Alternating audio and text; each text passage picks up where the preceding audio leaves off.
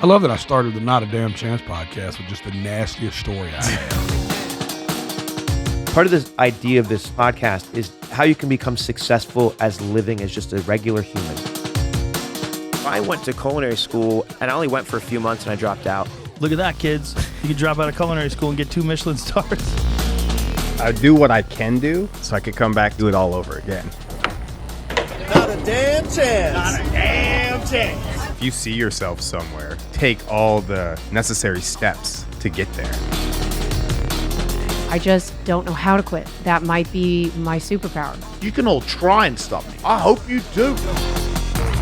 Consistency was exactly what life was all about. Don't be genius here and wild there. There's a beautiful moment where obstacles become opportunities, messes become messages. I got shot in the face. Jail was the best thing that ever happened to me. And I did put my head in a noose. You heard 300 people dying. Nobody can tell me, like, you're breaking the rules, you're doing this wrong. There's no right or wrong. I don't care what it takes. I'm doing this. We have a phrase for that. It's called not a damn chance. And white people, like, you're like a white, fixture. Like, people look at you like Hitler, they're like, we love this guy. 100%. Cheers. Guten Tag, Bert. Welcome. Big shout out to Barstool, to Big Cat. Do they own High Noon? I think. Does Barstool own High Noon? Doesn't Dave own it or no? I think Dave owns that. I gotta tell you, Dave does. I wonder if people, we're gambling people.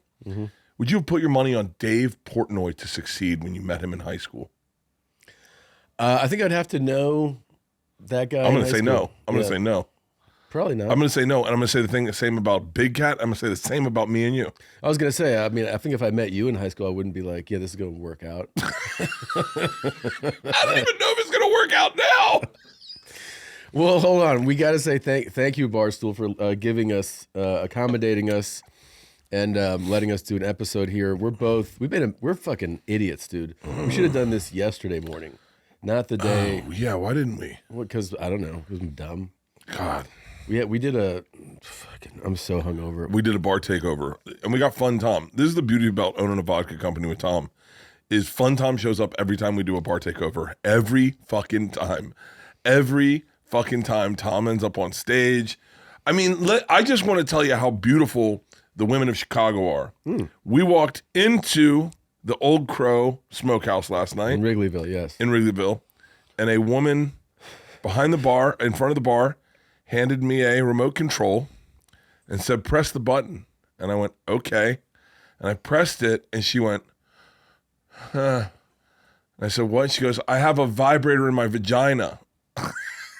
That turns it on. And I went, let me get my friend real quick. Yeah. And then you just handed it to me. You go, press it. And I did the same. I was like, what? You go, press it.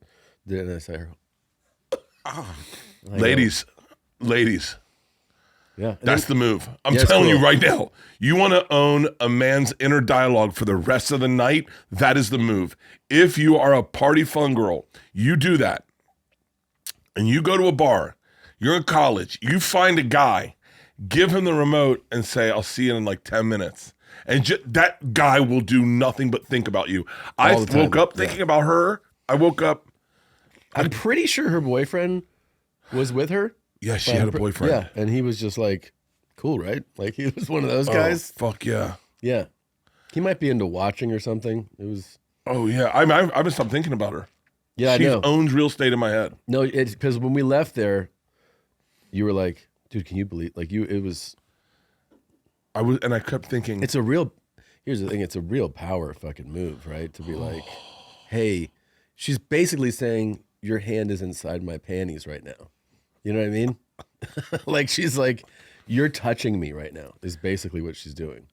All I could think about this morning is, how do I convince Leanne? I was going to say, you got to get one. No, because I think we've been with each other too long. I just do it right as the guy goes, what can I get you to drink? I'd hit it. She's like, I'm going to take a, hold on, cold beer. Dude, I wish they had those for guys. Like, if they do. They do? Yeah. No, not, I don't want something not in your ass. I mean, for your dick. For real? Yeah. And you can give her the remote. I'd be like, just turn it on. Yeah.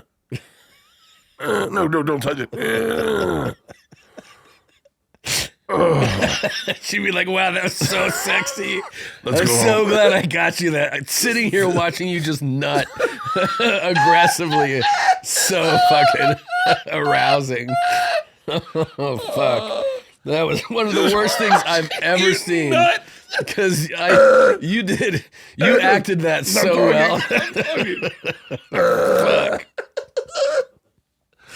I feel like I just pressed the button and you did it. Oh my God. Are those linen pants? Yeah, I'm switching to linen. It's good for summer. Do you have Except underwear on? my asshole sweats. And so I have an ass sweat stain in my asshole. So like if I sit down for too long, you just see like a wet mark. Dude. It's real sexy. It is. I've shit so aggressively today. Oh, I haven't shit yet. Oh my God. I have nothing but just violent puree coming out of me. It is so gnarly. And I've had like 4 already. It's absolutely the most. And by the way, this place is massive. Yeah. And really impressive here at Chicago Barstool. I think there's 3 bathrooms and there's 80 guys. It's the craziest thing. I walked into 3 bathrooms and there are 80 3 guys were there like, guys. I'm shitting. I'm like, I have to shit. And they're like, go to the other one. I'm like, okay. This, I mean, let's talk for a second about Barstool Chicago. This is competitive with Rogan's setup, in my opinion. I'd argue the facility. This is better than Rogan's setup. Well, it's a totally, I mean, very different. Rogan's one guy, so it's his thumbprint. It's just him. Yeah, it's just him. But like this is like, I mean, high school Bert is like going, well, can I quit my job and just work for you guys for free? Oh my God, I know. If I would be, I'm blown away. They have a basketball court. They have a golf simulator. They have a gym. They have everything. Fucking. By the way, it's like something about the chicks that work here. Mm-hmm. They're all pretty and cute, and they got little sister energy. Mm-hmm. And they're like, "What's up?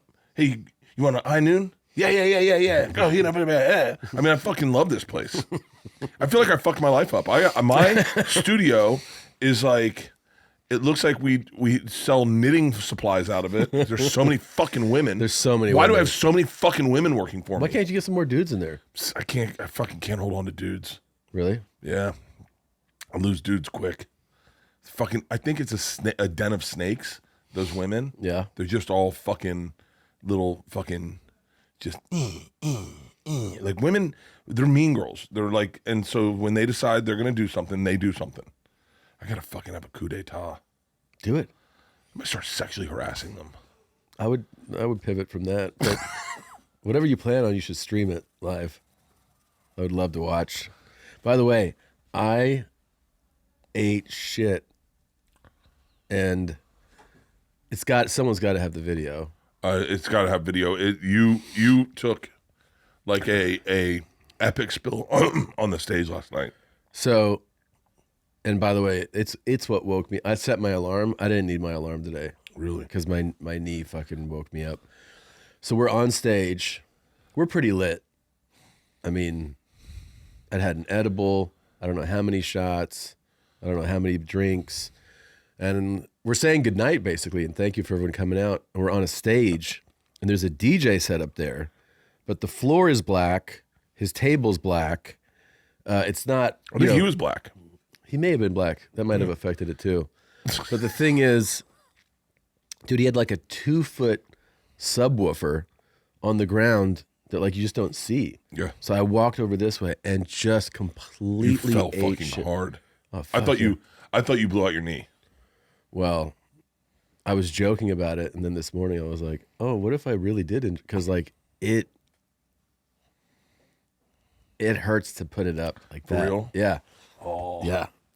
Yeah. It kind of sucks. I got some cool bruises too. You got bruises on you? Fucking ate it hard, man. It was hard. Oh. And I joked with you. I was like, I tore my ACL. And you're like, wait. And I go, I'm just kidding. But I go, with me, you probably believe it. And you're like, yeah. And then this morning I was like, I think I did tear my ACL. Fuck. I would be so mad if I did. And then I got back to my room and I fucking smoked DMT.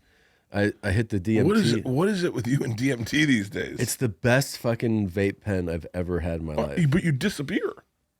Dude, I was fully hallucinating last night. Like, out of my mind. Wait, how did you get a DMT vape pen? Just cool guy. Wait, I want to know the breakdown of this. I've been given a few. You've been smoking DMT more than I think you're supposed to smoke DMT. Doing DMT is like anal sex. You're supposed to do it once a year. Yeah, until you find out it's the only way you come. And then you go, I'm going to do it all the time. Yeah. I kind of want to do DMT. You know what? Here's the thing. You go on first of all, like you can't lift your head up. You know, like you're kind of paralyzed. And I like it because I feel like just give up, just life end right now. And then you go on these crazy visual shit happening, right? You're seeing shapes and colors and all this shit. And then like a door opens and you go into some life path realization and you're like completely lost in it. You're in an alternate reality and you know, maybe you're resolving something or maybe one of your fears is coming up or maybe you're just like processing something. And then all of a sudden you're like, it's over and you're like, oh, how much time went by? 15 minutes. That's it? Yeah, sometimes. But then you hit it again. You're like, let's do it again. Yeah, it's pretty great. It's crazy. Me and you do drugs and alcohol for different reasons. Yeah. Like it's so fun to watch you get fucked up because you make a decision. Yeah. Yeah. Like I never make the decision. The decision just shows up. Right. It's like lunch for you. I'm like with civil rights in Europe. They're black people. Just let them do whatever they want. In Europe? Yeah, in Europe, right? Isn't that how that worked? And then you're more like the United States, where you're like, all right, now they can use our water fountains. Right. Like you made a decision to get fucked up last night. You're like, you said something. You said something like, all right, that's it. It's over or something. I went, oh, fuck. Well, yeah, because whenever I go to any of these things, I feel like you have like this balance. Like, are we just at this thing and you have a drink? Yes. And then you go. I don't know that balance, but I've heard of it. So for me, I'll be like, is it just a drink? And then we're leaving here. You know, it's like one is fine. But then like the atmosphere there was so fun. Everybody was so nice and like cool. It felt like we were actually at a celebration, like at somebody's birthday party or something. And the music and our crews together just like hanging out. So that after I had like a couple, I was like, oh, this is like right now I'm standing on the line. Like you either are going for it or you stop now. Yeah. So I was like, all right, we're in. Let's go. You know what's so funny? Tim Dillon once said. And then I drank, by the way, about 1.5 gallons of water. Have better sex with Blue Chew. Blue Chew is the original brand offering chewable tablets for better sex. And starting now, Blue Chew is offering a combo so strong, it might knock your socks off and your neighbor's socks off, and you might have to actually purchase new socks. Blue Chew Max has arrived that combines the active ingredients of Viagra and Cialis into one chewable. This combo acts fast and it lasts. Great sex is just a few clicks away. Sign up at BlueChew.com, consult with one of their licensed medical providers, and once you're approved, you'll receive your prescription within days. And this combo is going to lead to some record-setting hardness. You might have better sex. You might be able to finish the project in your backyard that required a new hammer and steel. Make life easier by getting harder and discover your options at BlueChew.com. We've got a special deal for our listeners. Try your first month of Blue Chew free when you use the promo code BEARS. Just pay $5 shipping. That's promo code BEARS. Visit BlueChew.com for more details and important safety information. We thank Blue Chew for sponsoring the podcast. It is an interesting time for business. Tariffs and trade policies are dynamic, supply chains squeezed, and cash flow tighter than ever. If your business can't adapt in real time, you're in a world of hurt. You totally need visibility from global shipments to tariff impacts to real-time cash flow. That's NetSuite by Oracle, your AI-powered business management suite, trusted by over 41,000 businesses. NetSuite is the #1 cloud ERP for many reasons. It brings accounting, financial management, in inventory, HR, all into one suite. You have one source of truth, giving you the visibility and control you need to make quick decisions. With real-time forecasting, you're peering into the future with actionable data and AI embedded throughout. You can automate a lot of those everyday tasks, letting your team stay strategic. NetSuite helps you know what's stuck and what's costing you and how to pivot fast. It's one system, full control. Tame the chaos with NetSuite. I'm telling you, man, we are entering an interesting time. And with what is going on in this country and around the world, with all the things we just mentioned, now is when you want to be dialed in so you can succeed. If your revenues are at least in the 7 figures, download the free ebook, Navigating Global Trade, 3 Insights for Leaders at netsuite.com/bears. That's netsuite.com/bears. Oh, you did drink a ton of water. So much water. Oh, the fucking bartender last night comes up to me and she goes, water bomb. I said, what? She goes, water bomb. It's our trick. Kill it. And she just kept handing me like not a full glass, but just like a little glass of water. Mm-hmm. And we kept killing water. And I was like, nice. Yeah. And that's how we stayed hydrated. Wait, what was I going to say before that? God damn it. We drank a ton of vodka. Like we had our heads back on the bar and they were pouring shots in our mouth. I'm so jealous right now. God. Of you that you I found my girl last night. Who? So I gotta share this, and I said this last night. So every night, girls, when we do this, girls put their heads back and we pour shots in their mouth. Yeah, I am astounded at how great dentistry is in America. Dentistry? Yeah, I'm just amazed at how many sets of perfect teeth I look at. Perfect teeth. Now, I have fucked up mouth. I got hit in the mouth with a baseball bat when I was a kid. I have like 26 fake teeth, like posts, and then some are bonded, some are crowns. My molars are shit. I have a real fucked up mouth. I often think the day I die, I'll go, well, thank God I didn't have to get dental work, you know? And so... That's a really cool outlook. One of the craziest things I have... is I have these bumps at the bottom of my mouth. They're like, I can show them to you, but they're kind of crazy. Uh-huh. And I know I have them, but I don't hide them, but I've never seen anyone have them. Your tongue? Under my tongue. Yeah. I'll show you them. It's kind of creepy, and my mouth fucking sucks. But oh, what the fuck? Yeah. So what are those? So I've never known. They showed up in college is when I first noticed them. I had like a bump. I played with it and I was like, what the fuck is that? And I was dipping at the time. I was like, fuck, it's cancer. And then another one showed up. I was like, God damn, it's really cancer. And now I have 4. But I've never, and my sister. Wait, she has them? My sister has them. My sister Cotty has them. Same? And I've gone to dentists and I've asked them about them and he goes, yeah, some people have them. That's it? It's just, I mean, I'm sure it's a condition or whatever, but dentists have never said anything. And they don't affect anything. They don't affect anything, but I have these bumps. Well, I have always looked when we pour shots in girls' mouths for someone that has my bumps. Like, I've always looked for it. Last night, I think it's the girl with the vibrator. She puts her mouth back, and I see my bumps. And I go, I got the same mouth you do. And she immediately knew what I was talking about. And we started talking. Her boyfriend jumped in. He's like, easy, that's my girlfriend. And I go, no. I go, you know what I'm talking about? And I showed her, and she went, oh, I've never seen that. And I was like, that's me and you. We're like fucking, like, what if that's the way we're the Highlanders or the outliers, whatever. Yeah. It's so crazy. I've never seen anyone that had them. And I'm like, God damn it. And did she share anything about them or just? No, it was too loud. I wanted to talk to her about them and go, like. They're just benign. They're just fucking bumps. Do you know, have you seen these?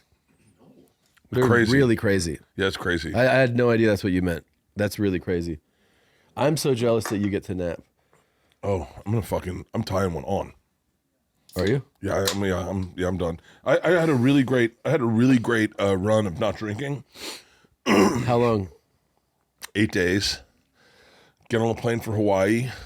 I have 2 drinks before takeoff, fly, sober, land, no booze, at the hotel, no cocktails, sleep, wake up, feel amazing, workout, amazing.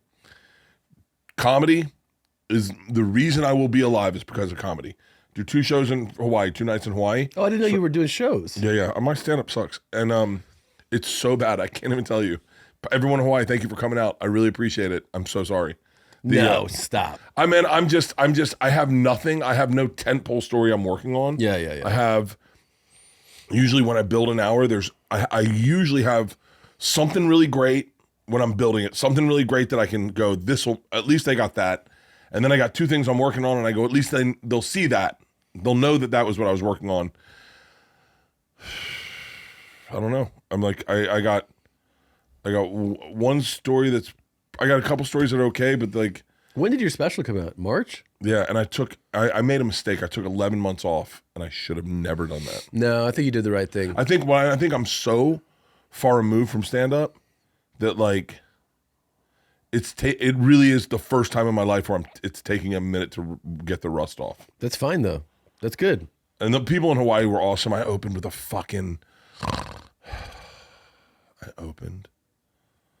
James Cook, the women of Hawaii joke. How'd that land? Not well. What's the angle on it? As soon as I wish I was James Cook? No, I said, one of my favorite stories about James Cook, and everyone's like, we're not huge fans of that guy. And I was like, this isn't going to go over well. I was like, it is a funny story. Yeah. They pull up to Hawaii, right? Yeah. And James Cook's You don't have to whisper anymore. Okay. James Cook's like, this is ASMR. Okay. James Cook's like, to the guys on his boat, he's like, all right, listen, we all have syphilis, and we all have rickets, okay? So I'm not letting you guys on this fucking island. And they're like, but we need fruit. And he's like, okay. Fruit and water, that's it. I'm going to send 2 you fucking people. I have 1 rule. Don't fuck the women. And they go, what about the fruit? Okay, 2 rules. Bring back fruit. Don't fuck the women. 2 rules, that's it. 2 you go. You understand me, 2 rules. And they go, yeah, boss, we got it. He's like, great. Sends them in a boat. They come back in the boat. And he's like, how did it go? And they're like, well, you're not going to be happy. I'm like, what? And they're like, we fucked a couple women. So now they have syphilis, so we might as well just go fuck them. That's what I opened with in Hawaii. And they were like, yeah, we know. Yeah. Yeah. I was like, fucking shit. You're like, that's one of my favorite stories. I just think it's so funny that I just thought, when I heard that story, I thought it made me giggle. They didn't like it. And then I by the end of the week, it's like you get the rust off yourself. I opened my first show Thursday with that. And then by the end of the week, I was like, fuck James Cook. And they're like, yeah. And I was like, do you want to know the crazy thing about James Cook? He couldn't swim. Seriously? He couldn't swim. He's out navigating the world. And apparently that was a tactic to keep your sailors, like you didn't want sailors who could swim. Oh. You wanted sailors who couldn't swim because then they really gave a fuck about no one abandoned the boat. Right. And so, he tried to take someone hostage and then they chased him in the water, bludgeoned him to death, and he couldn't get to the boat. He couldn't swim to the boat. That's how he died? Yeah. But that was, and then I started getting, I don't know if it's pandering, but there's an island called Nihao. Do you know that island? Mm-mm. It's privately owned by a white dude. And he has not let anyone on that island. There's like 80 indigenous people, like real Hawaiians. They sound different. They talk different. Mm-hmm. And they live on that island. It's the furthest island west in Hawaii. And it's just, they bought it for 10 fucking grand back in the day when you could. Well, I know they're not big fans of Zuck. He owns a lot of land there. Zuckerberg, Steve Case, they all own Steve Case owns Larry Ellison. Larry Ellison owns that guy's Lanai. Yeah, he owns 98% of Lanai. Yeah, and by the way, looks like a villain. Yeah. I mean, honestly, looks like when Schultz does his thing with his mustache. Yeah, it looks like that guy. Like the that's what the what's it called? Iron Man kind of facial hair. It's all based on Ellison. Do you think Schultz knows that he's doing the villain thing when he rolls his mustache like that? I don't know. It's probably it's like I always wanted to ask him because it is the villain thinking move. Yeah. and he does it so much. No, I think it's probably unconscious. It's like if I was just like, anyway, you know what I'm saying? Like, just, it's like, hold your thoughts. Yeah. Yeah. That's good. Maybe I'll start doing stuff. You should start doing that. That would be perfect. Wait, I have a question. Yeah. Dude, your opener there, that reminds me of the hardest I ever bombed. In Hawaii? No. Because I was there for one of those. Oh, yeah, that's right. Tom Segura. This is what they gave him James Cook rules, okay? We have 2 rules, guys. Number 1, do not mention Pearl Harbor. Number 2, do not make fun of the Hawaiians. Tom goes on stage, he goes, I got bad news. He goes, opening joke. They said island life is slow. I didn't know they were talking about your metabolisms. Wow, you guys are fat. I was like, I got lost walking around Pearl Harbor today. Lucky I ran into a couple Japanese folks. They really know this base like the back of their hand. And then I said, I know that mahalo has a bunch of different meanings. Is one of them extra cheese? Because you guys are so fat. Yeah, that was fun. God, man. And then they also were like, and don't curse. And we were all like, okay. And then we all just cursed anyway. It's so crazy. We're teaching these guys to kill. Yeah. Like ultimately, we go to the military, we're like, yo, I think the rule was, and correct me if I'm wrong, I am quoting, they were taught, if it's brown and it moves, kill it. That was one of the things we heard. Yeah. But don't curse in front of them. Yeah, don't curse. If it's brown and it moves. Russell Peters came on late. Yeah. He was the closing act. Yeah, we're like, you're brown. And Tom leans over to me and he goes, Russell Peters is closing this out. And they are taught, if it's brown and it moves, kill it. And Russell Peters is walking way too much on stage. That was so fun. Well, the funny thing is you make a good point because it's all such a charade, right? Like they're like, don't say anything not nice. And you're like, for what? They're like, the admiral's wife is here. And you're like, so what? There's fucking 8,000 people out here. Like we gotta do a show for her, and then everybody, and then our organizer was like, you guys just fucking ruined my life. The guy that booked us was like, thanks. Are we talking about Charlie? Well, yeah. My God. That was, you know what? This is an ad by BetterHelp. Men today face immense pressures to perform, to provide, to keep it all together.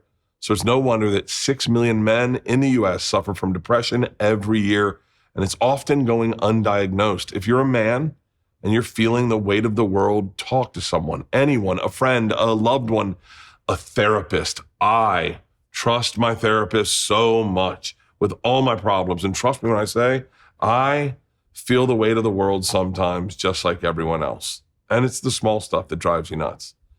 So I talked to my therapist this morning and I said, I feel like I'm spinning out of control. My therapist just real quick goes, have you worked out? It's awesome. With over 35,000 therapists, BetterHelp is the world's largest online therapy platform, having served over 5 million people globally. And it works with an App Store rating of 4.9 out of 5 based on over 1.7 million client reviews. It's convenient too. You can join a session with a therapist at the click of a button and helping you fit therapy into your busy lifestyle at any time you need it. Plus, you can switch therapists at any time. As the largest online therapy provider in the world, BetterHelp can provide access to mental health professionals with a diverse variety of expertise. Talk it out with BetterHelp. Our listeners get 10% off their first month at betterhelp.com/bears. That's betterhelp.com/bears. The beauty of having,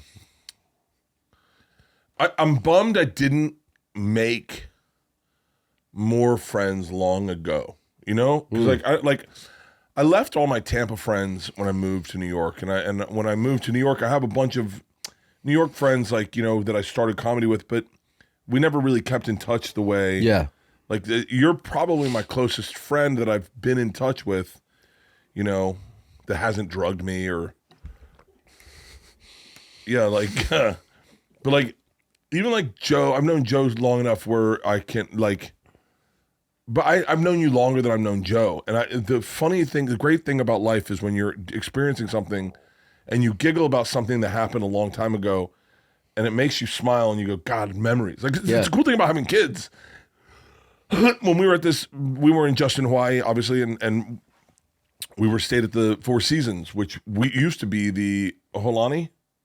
I don't remember. It used to be a Marriott property. That Tom and I, that's where Leanne and Christina met. Yeah. And that's where Tom and I did these shows. Whenever you ever did the Pearl Harbor, you stayed there. It's really nice. It's amazing. It's got little lagoons. Yeah. That are man-made, and they made them in 1977 before the government would be like, yo, you can't do that. Right. Like all the coolest parts of America, the government got in the way of. Like all of Coral Gables, like where it's just like these beautiful canals and everything. That was just dudes going like, you get dynamite. Let's just make fucking rivers. This guy, the guy that owned all that property, I think he still owns a piece of that property. He owned all the west side. And they were like, you're never gonna, or the leeward side of Hawaii. They were like, no one's ever gonna build here because it doesn't rain here. It's dry. It's bullshit. There's no waves. It's the leeward side. And he was like, I'll see. He's like, I bet they'd like it if there were lagoons. Yeah. And they're like, what are you going to do with that? And he goes, get some dynamite. And he just dynamited 4 lagoons. And then on the 4th one, they were like, yo, you got to stop. Like, this is insane. He's just blowing up terrain.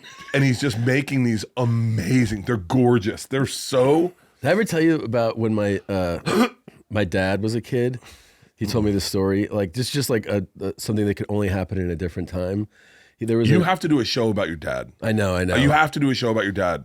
I didn't mean. I meant to interrupt. Yeah. But no. But just that. My favorite. Out of Bad Thoughts. My favorite episode. My favorite thing is that the fucking talent show. But thanks. But Sarah's got a new special and she talks about her dad a lot. Yeah. And there's something, especially when you've lost that parent. The reminiscing about that parent. I watched Sarah's special. It's so good.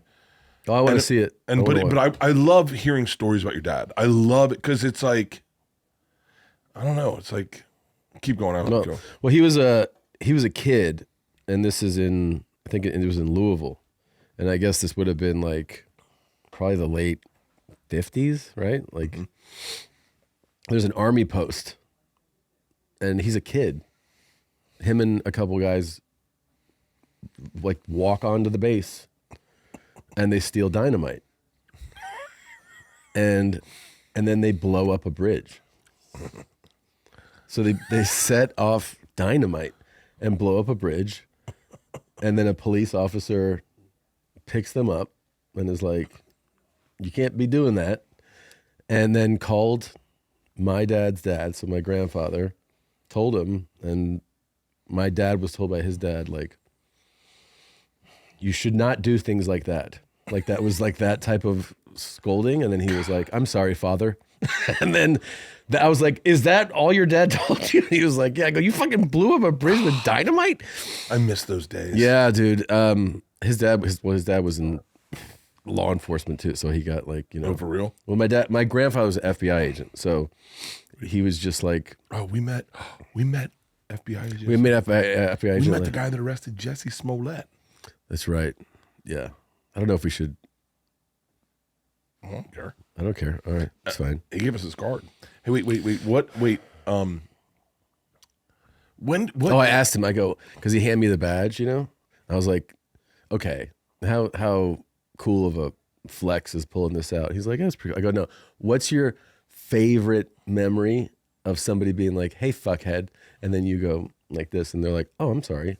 And I think he said it was at a show. Like, it was something with entertainment, like he was like, I'm going here, and some people were like, you can't go there. And he just pulled it out and they're like, I'm sorry. And they just move out of the way. I was like, yeah, like, dude, you got to have like some type of fun of pulling that out. There's, so Leanne's not, she's not a city slicker. No shit. Leanne's what they call a rube, right? Mm-hmm. Like, if you take her to the big city, she's going to lose majority of her savings in a shell game. Yeah. So like, and that's the country in her, but it shows up on the internet. So like Leanne is the person on the internet that goes, hold on, have you seen this? And he shows you, and it's clearly it's like a staged video. Yeah. And one of the most staged videos I've seen is a cop pulls over a black woman, and he's just fucking license and registration. He's being a dick, right? And the black woman's clearly is like just going like, okay, but it says cop pulls over federal judge. Have you seen this? Oh yeah. And then he goes, get out of the car, and then she's wearing her judge's gown. I saw this. Let's just say, as a dude who grew up with a lawyer father who went to court on days he was sick, I would go to court with my dad. They don't walk home in the court in the judge outfit. Yeah. They leave it in the court. It is something they put on. They don't fucking. That's like pulling over a doctor and he pulls out his stethoscope. He's like, excuse me? I'm so sorry. What were you saying? And Leanne goes, you see this? I pulled over a federal judge. And I was like, baby, it's not real. She goes, what do you mean it's not real? I go, it's not real. She goes, I'm looking at it. And I go, no, it's staged. And then why would they stage that? And There's so many stage videos. I go, to outrage you. And she goes, what? He just did it because she's black. And I went, no, baby, it's not a real thing. They know what you're thinking in bed, that you want to see someone misbehave and they get called on his shit. Yeah.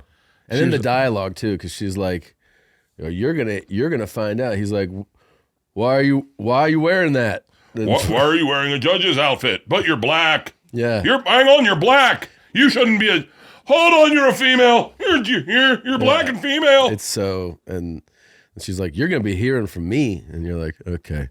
Yeah. I mean, I have to say, if it's like, we've all been taken by a really good stage job. Like I'm sure, I've not one on the airplanes. Not one what? No. I'm a production guy, Tom. It's my third high noon. How you like it? Fucking really good. They're very tasty. I don't even feel buzzed yet.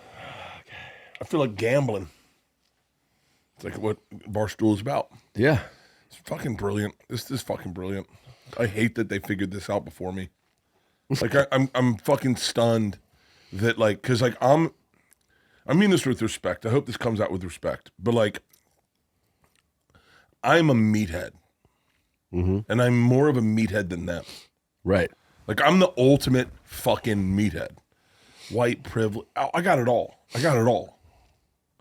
They outdid me at my own game. I didn't even know we were playing the goddamn game. That's right. I'm so fucking stunned that like. Yeah, but you still were able to. I've done good for myself, but like to see what they've done, this facility, I keep going back to that. Let's go back. Let's talk. Can I keep going? Because I hate that the internet kind of like it encapsulates what we all feel. Yeah, it's almost like they're like it's tarot cards. Like they're going like they feed you shit. They're like, hey, do you feel like black people are a little mouthy? And you're like, huh? And like, hey, watch Angel Reece. What do you think about that? Yeah. And then you're like, what the fuck, man? She can't even make like. I was talking with fucking fuckface and numbnuts last night, Pete and Kyle, at dinner, and they're like, did you see? This is what made me upset. Okay. Did you see all her air balls she has, Angel Reece? Do you see all her air balls, all her misses? I go, guys, everyone's gonna miss. You could do that for any athlete. You could just show every time they miss. Yeah. Someone just put that together and they go, no, she misses all the time. I go, no, she doesn't. Obviously, she's in the WNBA. She must be pretty good. Like she has to sink one or two to be in the WNBA. I mean, I don't know if that's a rule. I don't know anything about WNBA. Well, but like they just made a compilation video of her misses. Yeah, you can make a miss video for anybody. And I go, I hate that the internet does that because they go, are you kind of racist? Yeah, a little racist. Is this like like black women, right? No, black guys you're cool with, but the women, right? Check this out, and then they feed it to you, and then it serves an inner dialogue to you. Yeah, you're right. You're right. It's like honestly, and here's the thing is I really like Caitlin Clark. I really like her, but I know the way this works. It's gonna reshift. Like the Angel Reece versus Caitlin Clark thing is like Apollo Creed versus fucking Rocky. It keeps going too. And I want to tell Angel Reece, shut the fuck up. Stop talking. Don't say a fucking word. Go Marshawn Lynch on them. Just don't say a fucking word. And just because everything she says they fucking take and use against her. And I bought an Angel Reece jersey. She plays for the Chicago Sky. I fucking bought a jersey yesterday. You did? Yeah, fuck yeah. I'm not gonna wear it, but it's an XL. Doesn't fit. Ooh, that was a lot. That was a lot, man. Like they did it with Meghan Markle. Oh, Meghan Markle's kind of out of her mind. She's kind of crazy, dude. Dude, the second I talked about Meghan Markle, all my feed was Meghan Markle. Yeah. You watching that show amazed me. I can't stop. I watched it on the plane. When she corrects like Mindy Kaling. Was that her name? Mindy Kaling. What's her name? Yeah. Mindy Kaling. Kaling? Yeah. She's like the most woke person in the world, right? She's never done anything wrong. She's a woman of color. She's overweight, she's skinny. She checks all the boxes of like, can't offend you at all, right? Yeah, yeah. And she fucking offended Meghan Markle by calling her Meghan Markle. What do you mean? Dude, it's so good. Did you see this? I mean, she says something simple like, I can't believe, I bet no one would think Meghan Markle likes peanut butter and jellies. And then Meghan Markle goes, you still call me Markle. I'm Sussex. And you can see Mindy Kelly like, what the fuck? Why are we doing this out loud? Like, yo, I didn't say the N-word. Like, what the fuck are you doing, bitch? Like, what the fuck? Well, it's so good. Chastises her for, she's not joking? No. And by the way, I'm a ride or die for H&M, right? H&M? That's what I call them. That's what they call each other. Oh, Jesus. It's so good, Tom. It's so good. Like, I honestly think that I think I might be the smartest man in the world. And I think that I can transcend I think I can transcend things and enjoy misery. I think I can enjoy the fucking horribleness of some projects. Like, this show is so rewatchable. Because of, is a disaster? Is it a hate watch? You can't, I would argue it's not even a hate watch. You just got to get into it. You got to know the characters. It's like The Office. It really is like The Office. I'm being serious. She cannot get out of her way. Yeah. And I've watched every like episode. Ricky Gervais character, like that, right? Like but you got to get out of the internet and go, I'm not going to just hate her because she was on Scrubs or whatever. Suits. And then Suits. Right? Yeah. She was on Suits and married a prince. And I don't believe a lot of her. I don't get out of that. Get into the fact that it is The Office. But it's for real life. It is real life. If Ricky Gervais created this character, you would laugh hysterically. Right. You'd be like this. I'm joking myself, I'm the smartest man in the world, but I'm not really, but I really think I've transcended it and I watched it again on the plane. Again.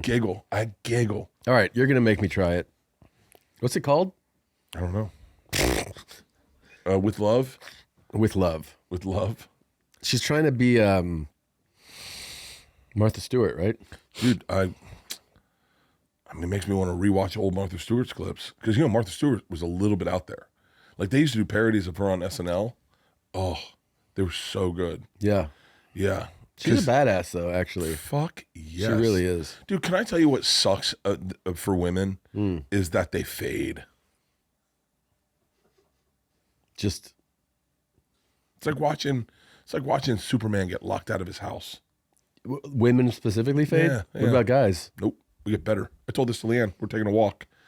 And I noticed well, I'm famous, but I noticed people looking at me like when we were walking. I noticed like these young girls saw me and then they giggled and then they were like, oh my God. And then they ran over and they're like, are you? And I was like, yeah. I'm like, can we get, oh my God. And their energy was in. And then I noticed like, man, this sounds a little shitty, but like, I noticed like not a lot of young boys were doing that to Leanne. And I said to Leanne, I said, it's kind of crazy. Like, it's kind of crazy that like, and we had just seen The Conclave. I said, Isabella Rossellini, I was stuck on this. Isabella Rossellini, we would have cut a finger off to fuck. Mm-hmm. And now you look at her and you go, huh. But 10 years ago, we'd punch our wife in the teeth to have a chance with her in bed. 10 years ago. She's still beautiful. But it is inevitable.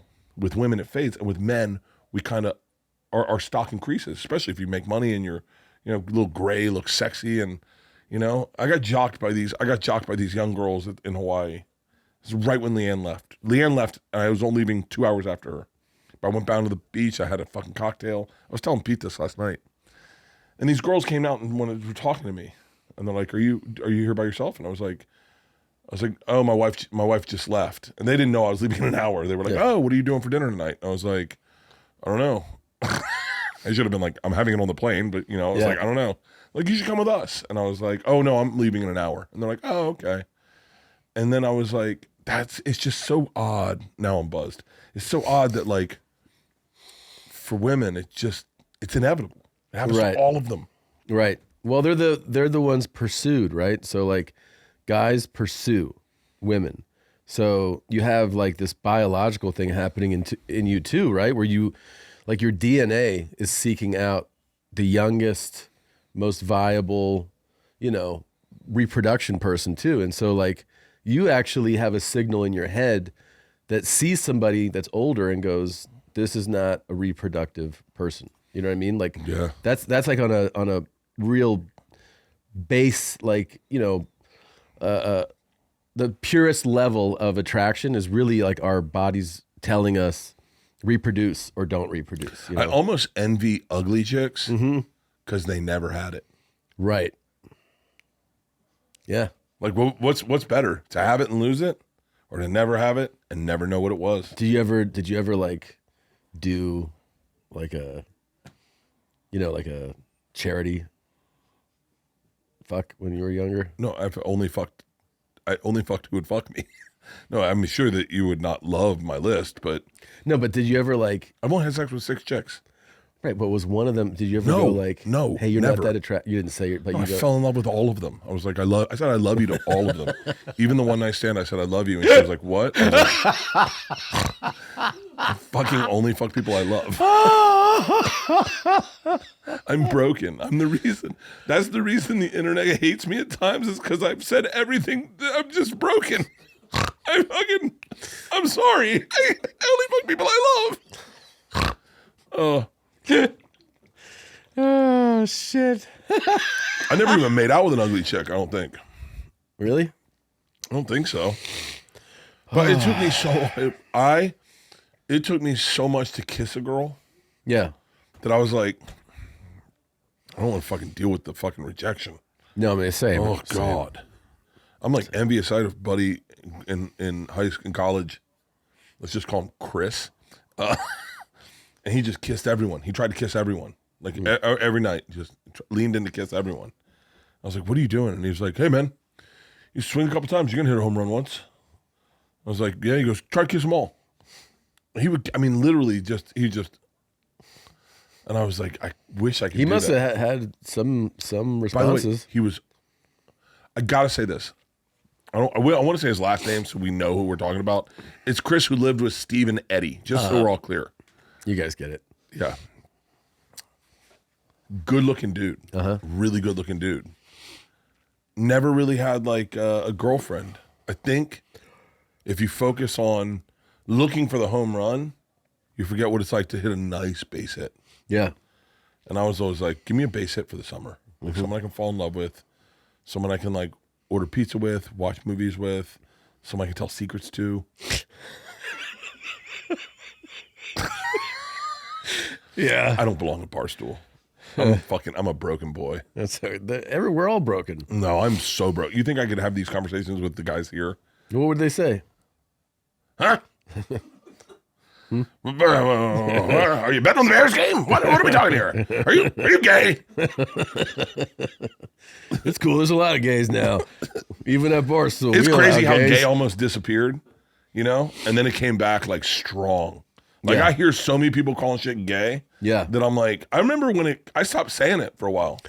So the only critique that was valid that I heard, like you have to like listen to when you go, that's gay, and you mean that's lame, was that people were saying, what if a young kid that's gay, like actually homosexual, hears you saying that something that is shitty is gay, and they kind of associate that with themselves. And I go, oh, that's a valid critique. Sense. And then I was like, yeah, deal with it. You know, that's gay. It's fucking like, can you believe it's fun. It's a fun. You got in trouble for saying retarded. I got in trouble for saying retarded. Isn't that great? Like this, that's so wild that go ahead. Not only that, hold on. So, do you remember they wanted you to do the retard challenge? Dude, please. It's unbelievable. I went to the Special Olympics, dude. Not to the event, to the headquarters. Wait, what did you compete in? I probably actually wouldn't win. But yeah. First of all, let me just say this. The most comforting thing, like the thing that I enjoy the most, is when I'm around somebody who is gay and they use "that's gay" the same way that we do. Then I go, oh, because like they're like, no, yeah, of course, that shit's okay. I think that's the best. The retarded people. You got in. I think this is glossed over. Oh. You got in a lot of trouble. I'm going to say it. You don't have to say it. And so if everyone knows, according to my dad, I don't know what the truth means, but I'll tell you my truth. I always tell you my truth. You made a joke about the word and the usage of the word, and how it was. You didn't just call something retarded. You made a joke about the word, and it got so out of control. They wanted you to take your special down, and you don't have to answer any of this. I'm just going to tell you my side of the story. They were legit thinking about it, and you commented with, hey, Netflix, if you took my special down, that would be retarded. And then Netflix is like, that's not the post we were looking for, Yeah, Tom. that wasn't helpful. And then you had to go meet with people, and now it's almost like watching what's happening today makes me outraged that we could have just done that then. Well, I'll tell you this, man. It was a very shit. I don't think a lot of people realize how shitty of an experience it was. Like, I told you that. I said when I went through something, I don't forget what my thing was, but I said I feel bad that I never reached out and like I said, hey man, I hope you're going through. It was bad. It was really bad. I actually thought that my career was kind of going to end. Like when you're in it, you really feel like you're in like a little bubble, and all I got every day was just people like threatening to kill me, send me messages, I'll beat your fucking head in with a hammer, like crazy shit. And then like I keep getting these calls, they're like, hey, they want you to go meet with the Special Olympics. I'm like, what are you talking about? And I'm like, who's asking? And then finally they're like, it's Reed Hastings, the CEO of Netflix, wants you to go do it. I'm like, what? He wants me to go do it? And they're like, yeah. I go, I guess I'm gonna go do it. So I went down there. When they go, hey, I'm not gonna say it. I know what you're saying. There's a couple guys at Netflix you don't say no to. Well, yeah. The guy that started it. There's a couple guys at Netflix I remember when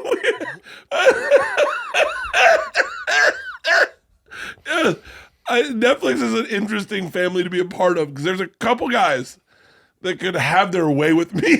Keep going. Well, here's the funny thing. So they're all attacking me, and one of the things I figure out pretty quickly is that I'm an attainable target, because there's all these other movies and shows and comics who have said retarded, right? And I'm like, hey, what about Tropic Thunder's on there at the time? And they're like, oh yeah, they're upset about that, but like, they can't really get a hold of Ben Stiller, so they can find you though. They got you. I'm like, oh, cool. And then I go down there, and Special Olympics people were like, hey, we watched the special, and you're a funny guy. I mean, it made us laugh. And I'm like, okay. And they're like, but that word is so problematic. And they're, and I'm listening, like we're having an adult conversation. And after we speak, they're like, you're a nice guy and you're thoughtful. And I go, thanks. And they're like, I didn't want to laugh, but I did laugh at your special. I go, thanks, man. And then the guy's like, I just want you to know that, I appreciate you coming down. And I go, thanks. He goes, but I'm going to still do everything in my power to try to have your special taken down. And I go, what? And he goes, yeah. And I go, okay. And then I left there. I don't know what number on the call sheet I was on the call list, but I got a call in the car, and you were confused and you were like, I do not know what just happened. But the thing, I was in my pool because I remember I was staring at rocks, the hardscape of my pool. And you go, man, what the fuck? I was like, what? And you're like, they actually got the joke. They said the joke makes sense. It's not a hateful joke, but they're still they want to take my special down. And they tried. And I remember you saying, they want me to do the R-word challenge. And I started laughing so hard. I go, they want you to do the retard challenge? And you go, yeah. I go, Tom, you need to tell them. The internet's not going to fucking like what they think. It was so insane. Then they told me, so obviously the special, they didn't take it down. And I have to defend Netflix because Netflix stood up the best for not just me, but they're like, our comedians can kind of do what they want. Like it's you don't have to like it, but we're not going to take it down. Take a look at Bad Thoughts. Yeah. Take a look at Bad Thoughts. Take a look at Bad Thoughts. If you have not seen it, go watch it right now. That is Netflix. That is, and it's Tom's, but that is the boss we have is like, sure, whatever you guys want to do. But here's what's funny, because this all started when you're saying like gay, people are saying shit's gay again, retarded. Yeah. So for a minute though, after this whole shit went down, first of all, one of the high-ranking guys got fired because he was referencing my special. And then in the reference to my special, he said the N-word in a meeting. And then people were like, why are you saying the N-word? He's like, no, I'm talking about words. And then he did it twice and they fired him. Right? That was a huge story. I remember that. I remember that. Yeah, I remember that. This is all in the trades and in New York Times and everything. And then there was kind of a policy for a minute that they were like, hey, you cannot say that word in specials. So like they stopped Jay Oakerson. Yeah. Well, then I got a call on my follow-up special. They were like, hey, if you talk about the last special and everything that went happened, they're like, you can't say like retarded again. Like that was really bad, right? Like the fallout was bad. And I just kind of accepted it. And I'm not critiquing. I think, language and stuff, there's cultural shifts. Things happen, you go, okay. Yeah. Here's the funny thing. It has been 5, 6, 7 years. And now everyone says retarded again. And it's in shows, it's in stand-up. Like it's just back. The people just kind of were like, no, we want it back. We're going to say it again. And I don't mean like in the malicious way to like, I'm just saying like when we go like, dude, what are you doing? This is retarded. You keep drinking. Like, like people are, but like that version is like is like acceptable. I got to be honest with you. I end up going old school where I go, I had a period where I didn't say any of these words and I understood it and I got it. And now that I hear them so casually and callously said, like just whatever, I go, whatever happened to you guys? Did you guys get beat that easily? Yeah. Like what? We were on your team for a second. I mean, I never really used the word. I never really I'll tell you what, I never made fun of anyone with Down syndrome in my entire life. It's not my thing. And no. And by the way, I to the point where like, I remember making fun of somebody like that. It's fucking, like the whole, all the word. I understand why somebody goes that, this is hurtful. It's not like it's lost on me, but I'm saying you have to accept the way that language works is if enough people agree that a word has a second meaning, then that's how, then it has that meaning because people are agreeing on it. And with that word, we all like to use it to somebody with a disability. That is cruel. Yeah. And it's completely unnecessary. It's not funny, but people say it for like same with gay. That's what I'm saying. Yeah. Like, I mean, gay or it's like both those words. I just go like, I don't know. I've never made fun of gay people. I've enjoyed them. You never beat up a gay guy in high school? No, never. You're not that much of a fucking Barstool guy. Yeah. That's one of the things Dave looks for in a resume. He's like, did you get? Yeah. He's like, didn't know that. Did you pummel somebody for being a queer? Hey, is Big Cat here? Can we get him to step in for a second and just say hello? Yeah. I just want to give him flowers and tell him how fucking great. This has been a great podcast, man. By the way, did you know that Tuskegee Airmen did not have syphilis? I didn't know. So can I tell you what I learned? Yeah. Tuskegee Airmen are different than the Tuskegee experiment. My whole life, I thought they gave a bunch of pilots syphilis and then let them have syphilis for like 30 years to test out, to find out what the degree of what happened when you left syphilis untreated. I mean, it kills you. Are you aware of the Tuskegee experiment? Where a bunch of black dudes got what they called back in the day syphilis, but they called it bad blood. Mm-hmm. And they got syphilis. Syphilis was, it ruined your life. I mean, you went blind. Your brain rotted. Your brain rotted. Your fucking Al Capone died of syphilis, I think. He did. And so that was the Tuskegee experiment. The Tuskegee Airmen is something totally different. That was a bunch of black pilots during World War II. In whatever happens where you remember, what's the thing where everyone thought that Sinbad was in the movie Shazam? What's it called? What? The Mandela Effect. I thought they gave these pilots syphilis in World War II. That'd be a crazy experiment. I know. And I get up there and fly down with your brain fucking melting. And in my head, I'm like, my whole life, I've always been like, but they were flying for us. Why would we give them syphilis? And then what the fuck was the Sinbad thing? I don't Mandela Effect. Which is? It's when you think you know something happened. Like, hold on. This is the Mandela Effect. Luke Skywalker in Darth Vader, and Darth Vader says, "Luke, I am your father." Right? Yeah. He never said that. His words were like, "Search deep into your truth. You will know it to be true, Luke." He never said, "Luke, I am your father." But we all believe we heard, "Luke, I am your father." For what? It's a Mandela Effect. It's the same thing with. Why is it called the Mandela Effect? Because Nelson Mandela was really big into movies. I don't fucking know. It's got to be. Why is it called the Mandela Effect? Are you looking on your phone for an answer for me? Yeah. What's the Mandela Effect? Do you like how I immediately became your boss? Who would you rather sit on a 10-hour flight with, Big Cat or Dave Portnoy? Well, that didn't take long. That did not take long. Yeah. All right. He's nicer too. Oh, people go, he died in prison. So people were telling that story because they think it's a story. Are you serious? Oh, so it is Nelson Mandela. Yeah. But that makes sense because people, okay. What? Oh. Oh, so it's not Brent Kershire, it's Bert Kershire. Hey, that's the Mandela Effect. That's the Mandela Effect. Do you know how often my name is mispronounced? Well, I have a collection of videos in a folder. If that's what you're wondering. I got two things. Ready? And by the way, I don't know if I know the answer. Oh, I know the answer. I almost guarantee you that Tom doesn't know Big Cat's real name. Dan Katz? God damn it. Fuck.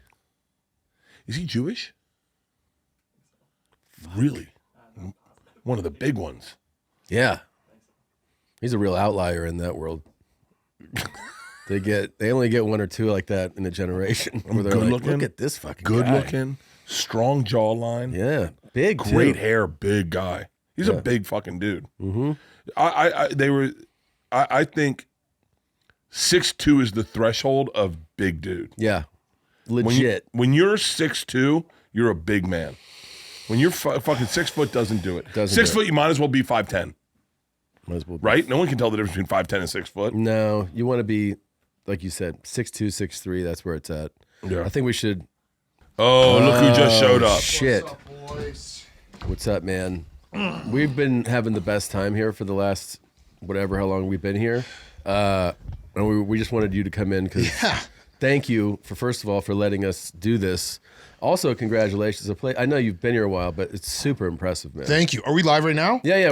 Okay. Yeah. I was like, this is really nice. I was thinking maybe you're going to say all this before we started taping. No, like, man. We've been recording for an hour. So. Yeah. It's awesome. I'm happy you guys got to see it. It's really cool, man. It's a dream. It's like I work in a fun factory. You actually really do. It's the Rob Dyrdek, I was such a huge fan of him and Robin Big. Yeah. And I remember when he like built that, whatever it was, 20 years ago. I was like, with his like skateboard park and all that shit. Yeah. Like that's what I want to do for a living. And you did it. Yeah. Yeah. Can I say one funny thing though? So we built this in November 2023 is when we moved in, and I take my kids here all the time to Your like. kids? Yeah, 3 of them. Are you serious? Yeah. You guys are good at keeping secrets. No, I mean that's not a secret. They're very much. I mean, I don't put them online. Oh, you don't do in specials and talk about their periods? Yeah, no, Oh, I okay. don't. I don't put out their pictures or their names because I know that they're going to have a pretty fucked up. Very smart. Reckoning when they get to like. You mean 10, when they go 11? to college and some guy walks up to her at a party and goes, "I'm going to fuck the famous right out of you"? Yeah, fuck you, kid. I know who you are and I'll find you. Say his name. Fucking. Yeah, I got 3 little kids. So I bring them here all the time to like run around on the weekends. I have like little, the little toy trucks and stuff. And then so they love it. They think it's the coolest thing ever. It is. They fucking love it. This is.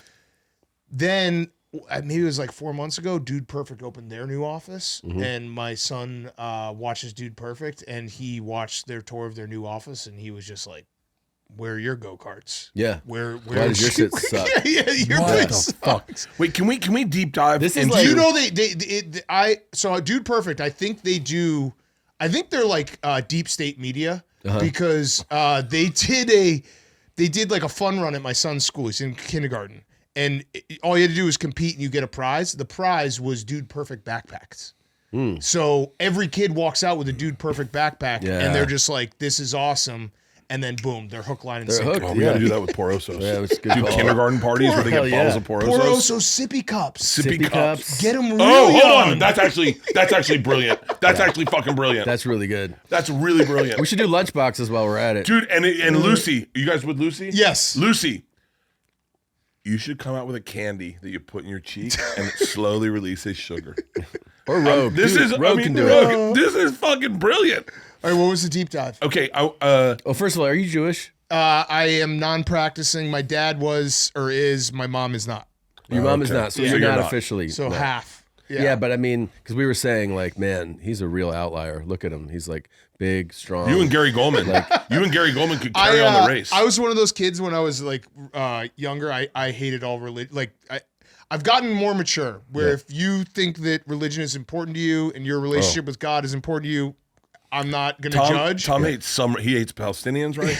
It just depends. But on I was that like shithead kid who's like, this is bullshit. Yeah, yeah. Like, why are we doing anything that was told to us, 3,000 years ago? Yeah. So, and I've kept that pretty consistent throughout my life. It's funny how non-religious. Like I was brought up in like a kind of religious household, and how I have kids now, and they have virtually like just no. Yeah, my kids are it's not. just not part of Yeah. their upbringing. You know? Yeah. Yeah.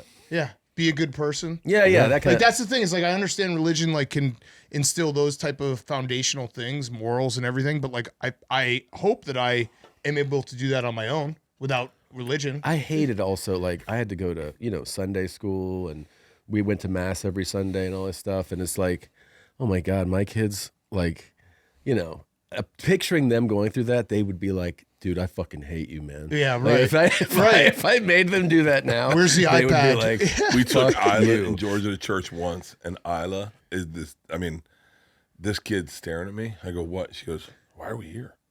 And I go, "What do you mean?" She goes, "You like this?" I go, "No." She goes, "Well, why are we here?" I Yeah, go, it's like I go, Nana and Papa. She goes, "We could leave, right?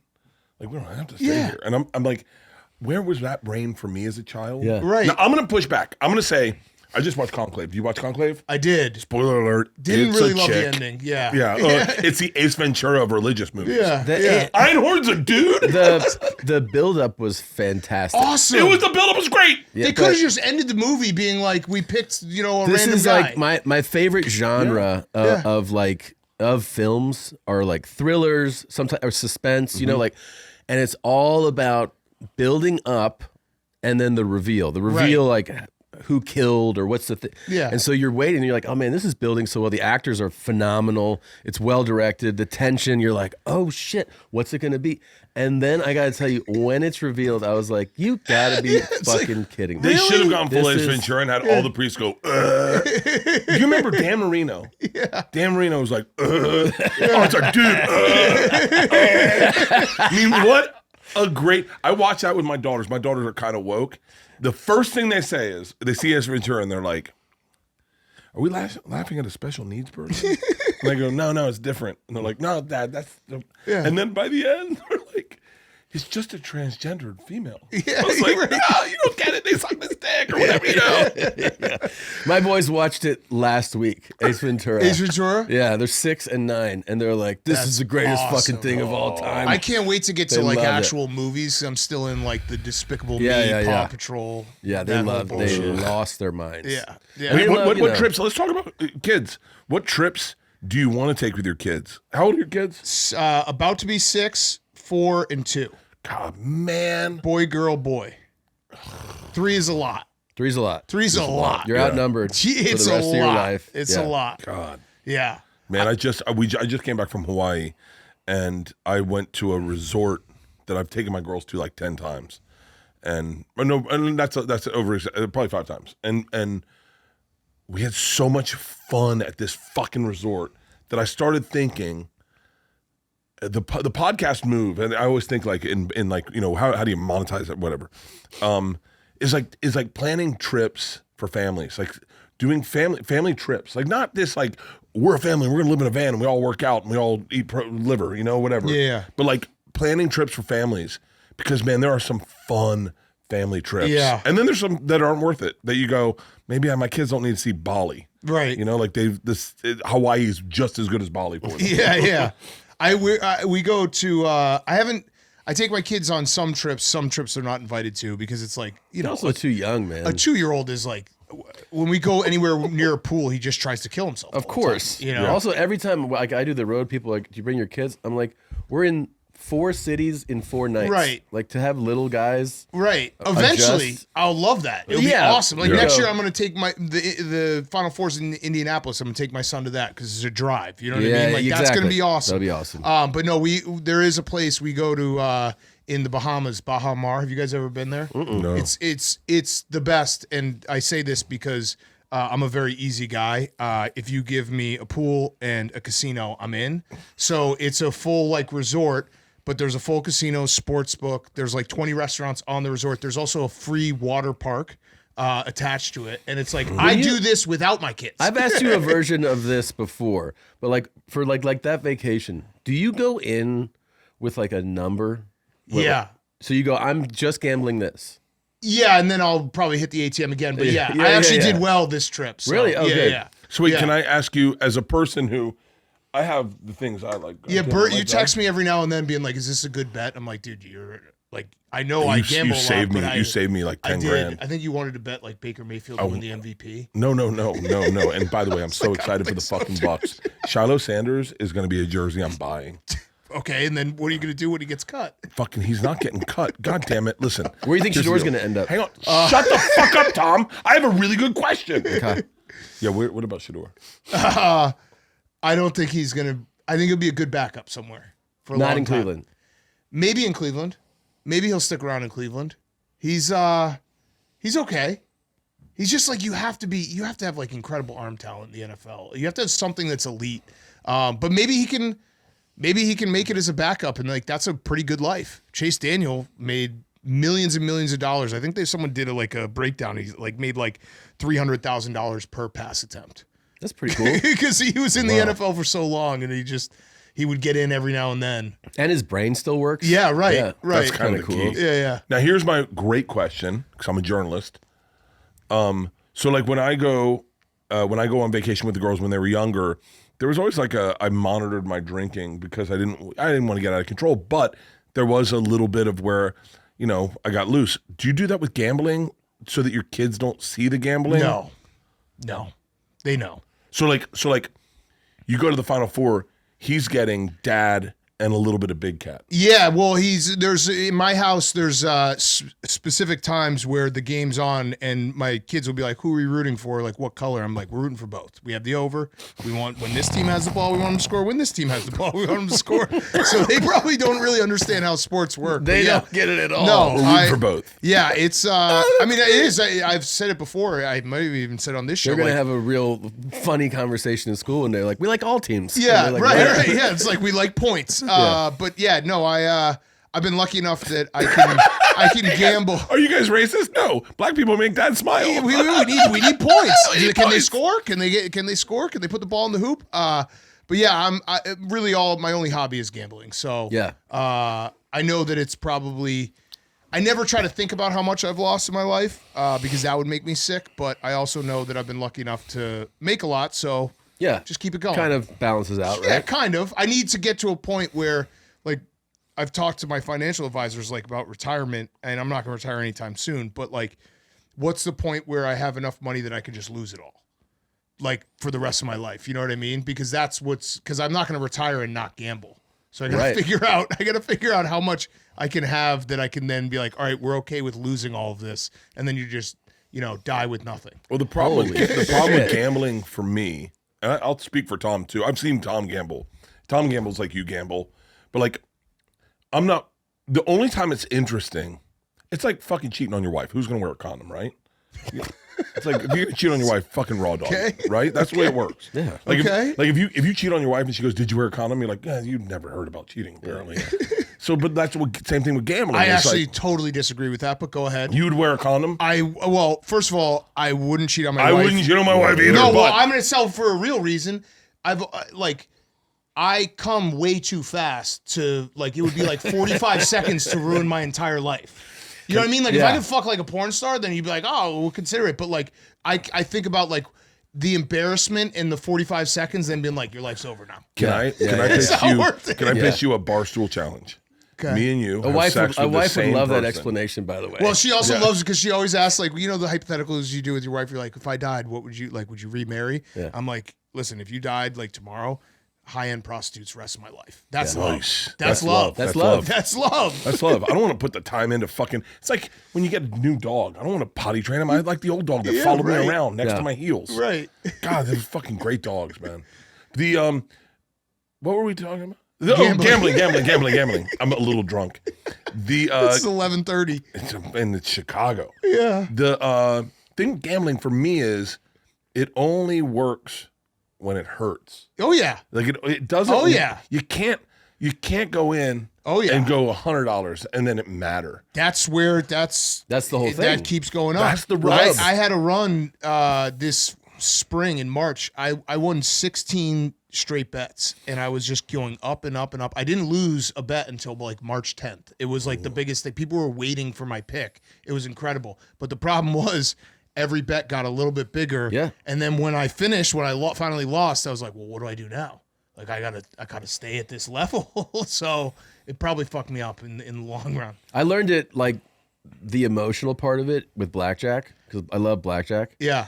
And there's this thing where you go to a table, let's say, and, people have different approaches, but typically I would start, like, small, right? Right. Like, just kind of like, oh, let's start. So I'm like, here's a small bet, and I'm winning, and then next hand winning. And you're like, oh, I'm not feeling anything. Push it, yeah. Yeah, but, like, there's no charge. Right. So then you go, whatever, here's $1,000. Then you're like, and then if you win, you're like, yes. Yeah. You finally go, oh, here's the emotion. Yeah. But if you lose it, you're like, fuck. You don't want to sit at a blackjack table for 2 hours and be like, I won $50. No. Have you guys been to Dana White's Tunnel of Chaos?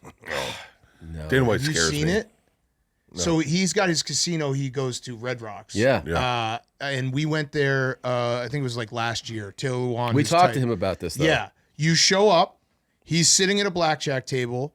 You say what you want to win, and then he plays for you. You win that money, then you get up and go.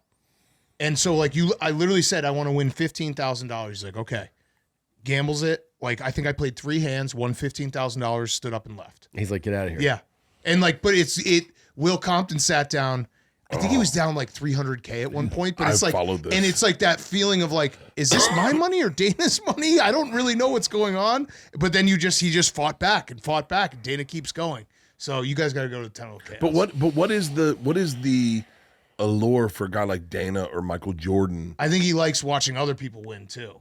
Well, like that's fun. He likes to win. Right. The appeal to him is that he is an elite businessman. Yep. Who has had massive wins, right? Like we're talking like billion-dollar sales.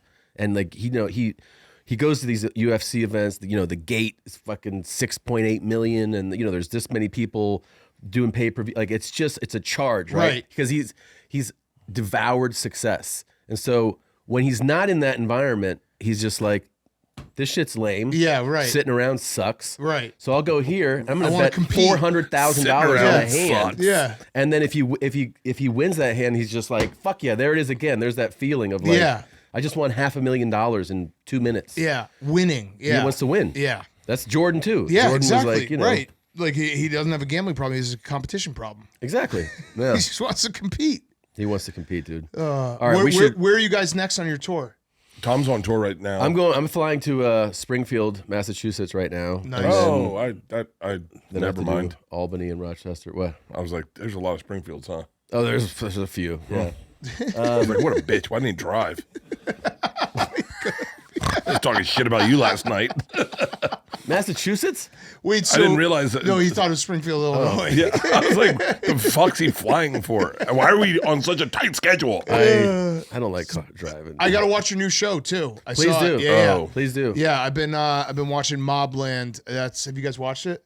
Hold on, don't talk about what happened on Sunday. I haven't watched Sunday's episode. Hold on. Have you watched MobLand? So let me just give you a pitch on MobLand. It's basically if they speed run Sopranos and like every episode is its own like action movie that it's not really a lot of depth, but it's cool shit happens. It's almost as good as Meghan Markle's show. Really? Hold on, we're not done with you. I know you have to go. Hold on. MobLand's fucking amazing. Yeah. Real quick. Tom Hardy hasn't slept. Have you noticed that? Yeah, he hasn't. It's like 2 weeks in the where's show. MobLand? Where's in London. And it's on Paramount Paramount. Plus. Yeah, it's like a weird one to find. Yeah. I had to buy a always fucking forget Paramount it. account. Yeah, it Can you like just 3 sell tries. it to Netflix? Yeah. We're done. Yeah. Anyway, MobLand's great. Tom Hardy has this weird thing where he's kind of does one thing. Yeah. And I'm there for every time he does it. I don't even think he's acting. I don't think he's acting just like, right. hey Tom, just be a fucking badass. He's like, got it. that movie Havoc came out. Yeah, it's yeah. an entertaining movie. Yeah. Like No, it's everything fun. he's in great. is entertaining, Yeah. but it's like he's just a badass. Do you think if I looked at a house with Colin Farrell one time? Okay. He was looking What, at. to We were move looking in at the with same him? house. No, we were looking at the same house at the same time. He And says shit man, like I that. could fucking. That's a sick brag. I could listen. No, it was not a nice house. It was for his sister. He was looking for his sister. Were I heard you him say looking that. for yourself? I was looking for me. Okay. I toured Dr. Dre's house one time. Are you serious? Yeah. I almost bought it, but then I was like, I don't want this house. It was in Woodland Hills. He lived in Woodland Hills in the same house that he bought in like 93. Little fixer upper. Well, it was weird. It looked like a castle, and I didn't know it was his house. And I pull up, and I'm like, this is a weird fucking house, right? And then the guy is giving us the tour, and he's like, yeah, the guy's in the music business. I was like, oh, who is it? He goes, oh, I can't say who it is. I was like, oh, okay. And then there's like really old shit, like, where you go, this dated, this needs to be totally renovated. Then you turn a corner, and something's totally state of the art. I was like, what happened here? He's like, oh, well, they did this room. Yeah. And you're like, okay. And then the kitchen looks like it's 200 years old. And then the theater is like and you're like, and then outside by the pool, they renovated a section that had like a fire pit, and I was like, dude, this is the most crazy, like just piecemeal kind of thing.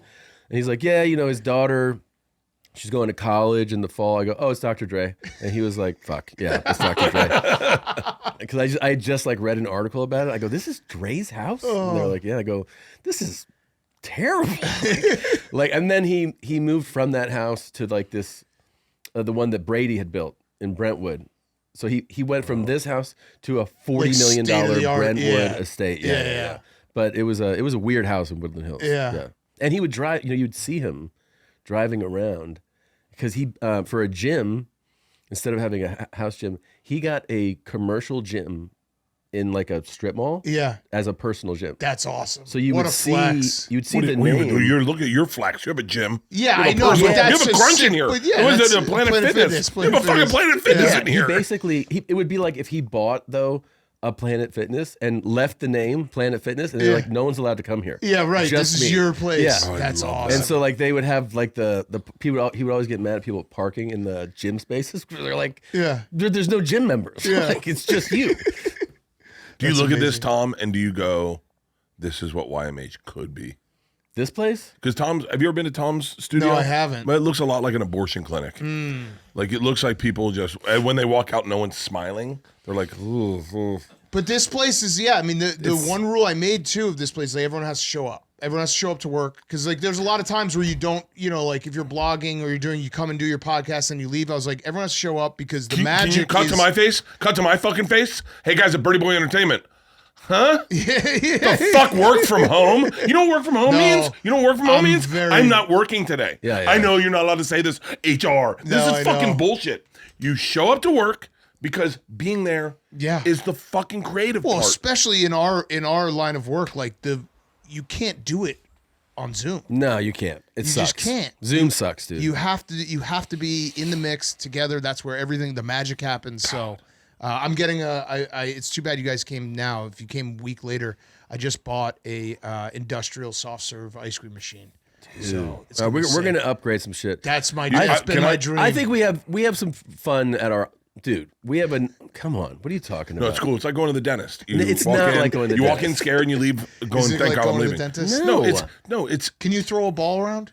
No. Well, first of all, we don't have the size. Well, I'm place just you have. asking. Can you? If I came to your office, I was like, Tom, let's have a catch. Well, where? Yeah, we could. Where? No, Yes, where? you could. Where? No, you All right, could. I wanna do Where, that. over Annie's head? No. Would we break something when you if walk we had from a the front catch? into the.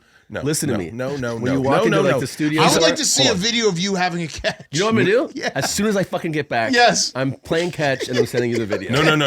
No. He is. Tom is. They call them liars. Tom, if you go in, Tom has. I'm gonna really break apart your studio. First of all, you can't walk in the door like you could here. No, you can't walk in the door. You got to go.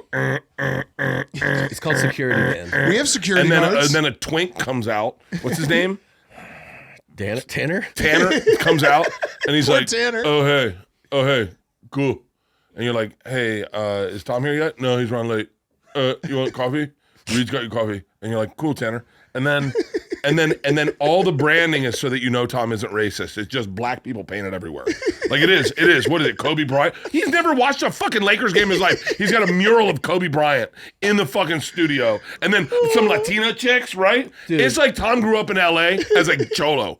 And then everyone's scared. You ever go into a rescue? Everyone's scared. You walk into a rescue place where they rescue puppies and the puppy's like, that's Annie. Then you see Chad. Zolo's like, I don't want to touch. That's the whole fucking place. Is and this Ryan's true, place, Tom? No. Ryan's is right by the Sounds door. pretty true. I mean, there's a guy, he works there too. Ask Yeah, him. but he's right by the door so we can leave and you can get drinks in his office. Ryan, could we have a catch? Absolutely. Okay. Where the fuck would you have it?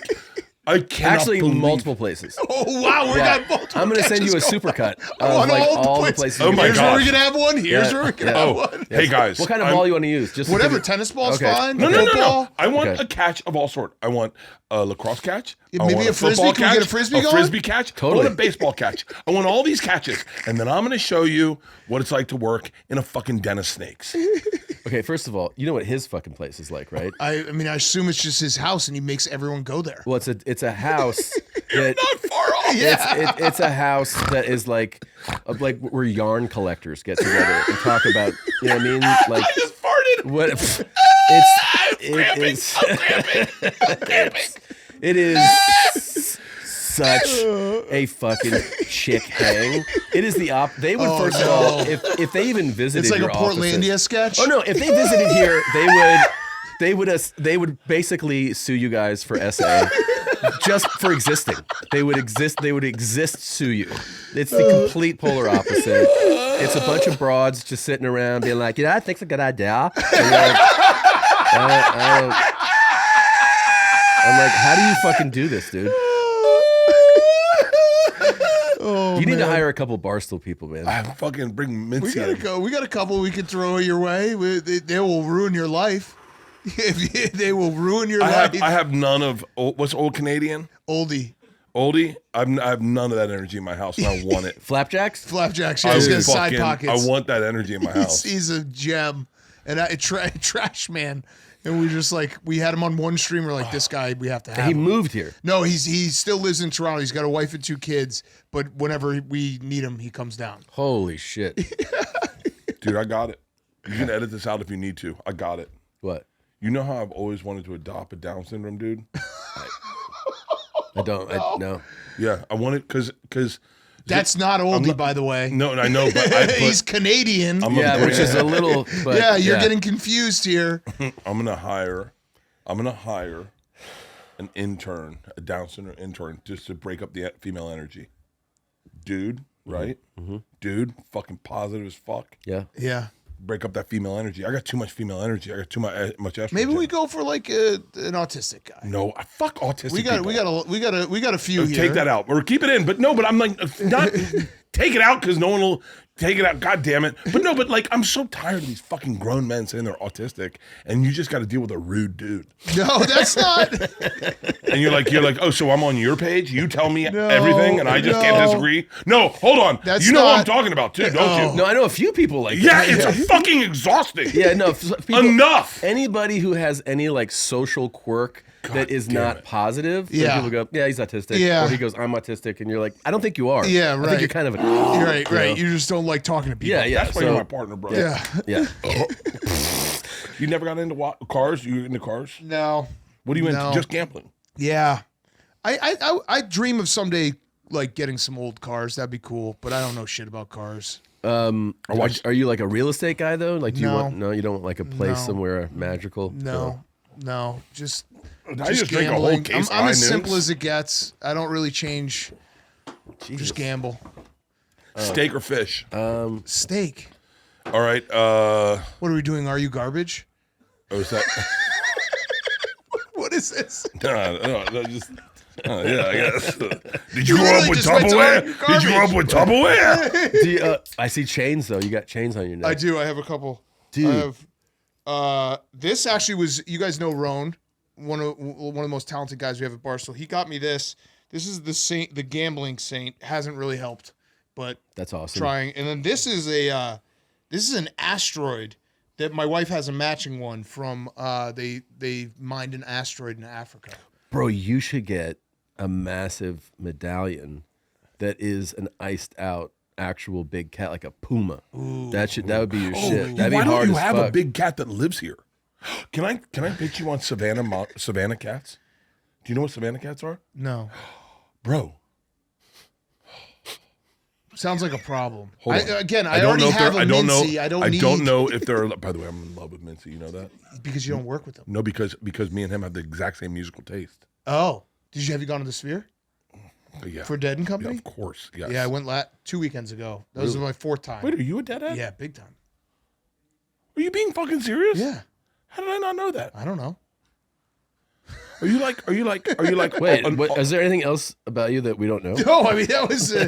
God, he's just. How dare he's you? a deadhead. How dare you? How dare me not You say really are that a I like deadhead? Okay. Brent. No, it's Bert. No, Brent. If that was what you're going to ask. Wait, no. If you're going to ask me what my favorite keyboardist is, it's Brent, the 80s. No, that's not what I was going to Okay. ask. Wait, all right. Top 5 favorite Dead songs, and don't go. You got to do. It one. changes so much. Okay. Right now, Wharf Rat, Althea, Althea's so Crazy Fingers, Help on the Way, Slipknot, Franklin's Tower, He's gone. and He's gone. Standing on the Moon. Jesus Christ! Can I tell you what a liar John Mayer is? He's the man. But Watch guy. big time watch watch guy. guy. Maybe the biggest. Yeah, maybe the biggest. Yeah, I FaceTime went him. last year when I went to the Sphere. I just posted a picture being like, this is awesome. He DM'd me. He's like, hey, come to my green room before the show tomorrow night and hang out. Hung out with him for like 20 minutes. Coolest guy ever. Yeah. Just like one-on-one. It was awesome. That's awesome. He is the man. He's How do awesome. you spell Mayer? I got to go in 4 minutes. Hold on. What? How do you do this? We should make a trade. You get like for like a He's month. Gonna You sell get me in a Mincy, second. You He's get gonna Mincy, sell I'll me in a take Bert, second. and then we can go to therapy together. Yeah. Well, then we do a podcast at the end and we talk about it. And that'll be the therapy. You don't think John would sell me in a like, dude, do you see what I deal with? I'm like, no, you see what I deal with? Yeah. No, I actually think we should try We that. should do that. Yeah. We should absolutely do that. You doing a podcast with Mincy, and then me having to have Bert just in the office. You'll learn a lot about Mincy. Yeah? Yeah. Well, he'll tell you everything. By the way, it's not. We connected so quickly. Yeah, I know. You guys are the same. Oh, For that's real? who you were talking to? Yeah. Oh, I was like, who the Dude, fuck we were is going this off guy? on Billy Yeah. Strings and fucking He's the widespread guy panic. he's been fired. He did a live show on. He has a live show, Wake Up Mincy, and the show landed on the first of the month, and he celebrated by singing Bone Thugs and Harmony. Yeah, and decided to do the lyrics live. Yeah, That's a good call. So he got fired for a little bit. Now he's back. It's the first of the month. Wake up. Wake Yeah, up. he just went right through it. I'm looking for John Mayer's number. all the words. All the words. Oh, yeah. All the words. Oh, wow. Yes. Yes. There's a lot John of Mayer words. says Althea was his Yeah, introduction song. Yes, it was. It's not. What was it's it? never. I'm just saying it's too deep of a song for No, someone I to go. believe it. Just I can't.